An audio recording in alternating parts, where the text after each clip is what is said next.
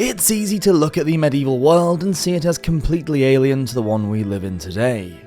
Many things that were thought acceptable and even pleasing then would horrify civilized people in the 21st century. Let's travel back in time now to the Middle Ages and look at some behaviour that is just not seen as appropriate anymore. Welcome to Medieval Madness.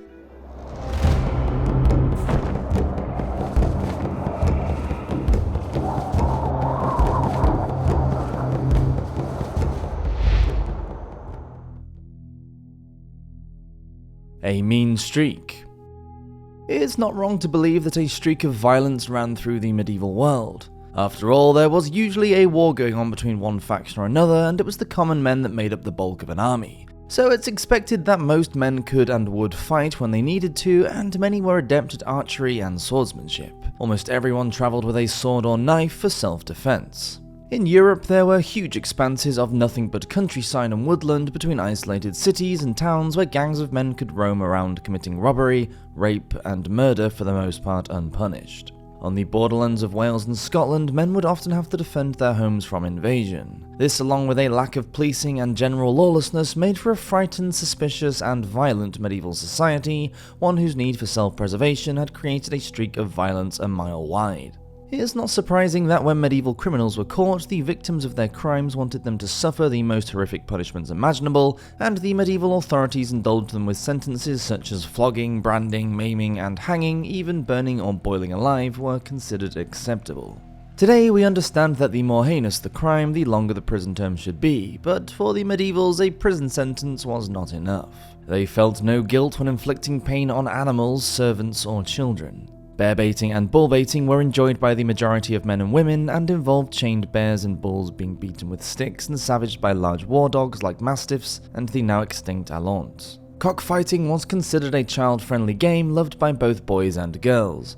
Traditionally, contests were held on Shrove Tuesday, and the children would ask adults to bet on the winning bird.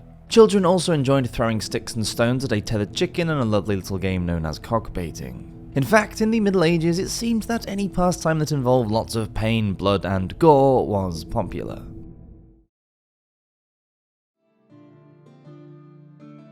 Sick jokes. And this cruel streak spilled over into their sense of humour as well. Needless to say, they weren't exactly politically correct when it came to cracking jokes, as we can see from this next one. They seemed to take great delight in other people's pain and misfortune. One merchant asks another, "Are you married?"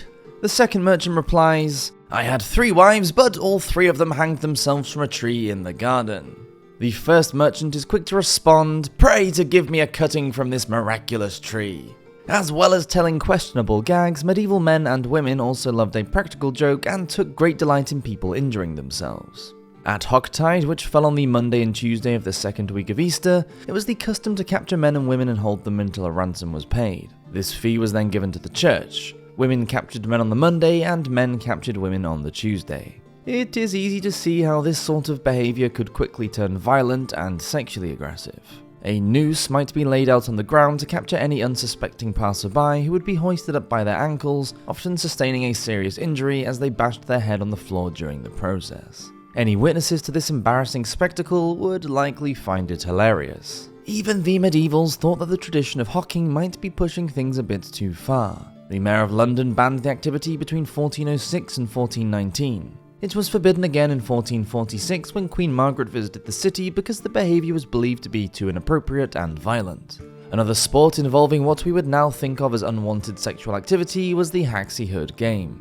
This tradition played out on January the 6th, the 12th day of Christmas, and probably dates back to the mid-14th century, if not earlier. It involved a man playing the part of a fool and forcibly kissing any woman that he met, whether she was married or not. It ended with more cruelty when the fool was tied onto the branch of a tree above a fire and badly burned for his passionate exuberances. Shakespeare said that the kings are the makers of manners, and if the common people were following the behaviours of King Edward II, then it's not hard to see why their sense of humour was so warped. One day, the king was riding along the road when he noticed that one of his staff, a kitchen worker named Morris, fell off his horse. The man struggles to remount, and it becomes obvious that something is seriously wrong with him, and he falls off his mount again. Instead of sending one of the other servants to help the poor man, the king laughs so hard that tears stream down his face. He even awards the man a year's salary, not to help Morris seek medical help and get better, but simply because the man made him laugh so much.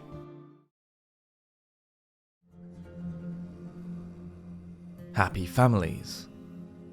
One dialogue from the Middle Ages states, quote, "If ye have children, so chastise them with the rod and inform them with good manners all the time that they be young." Although it is now thought appropriate for a father to be patient and kind, for the medievals a lenient father was seen as neglectful, whilst the man who beat his child whenever the opportunity arose was a good father.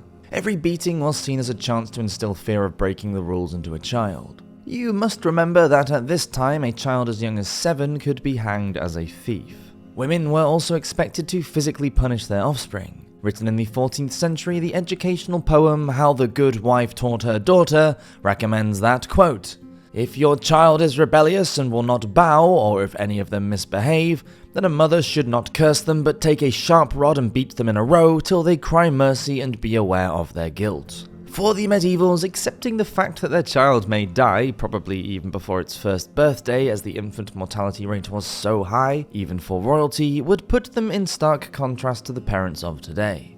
William of Windsor, the 5th son of King Edward III of England, died at the age of about 3 months old and was buried in September 1348. Humphrey de Boban died aged 6 weeks and his older sister died a year later in 1304. They were both grandchildren of Edward I. Even with constant love, care, and attention, money was no shield against accidents and disease when it came to child welfare.